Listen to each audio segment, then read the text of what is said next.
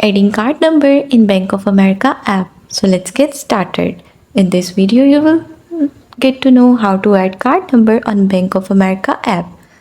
There are few methods. The one is view statements. For this, log into your Bank of America app and navigate to the section where you can view your account statements. Open the most recent statement and it should display the last 4 digits of your card number. The next method is contact customer service.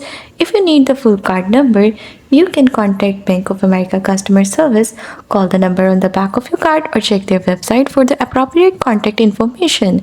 Verify your identity with the customer service representative and they may be able to assist you.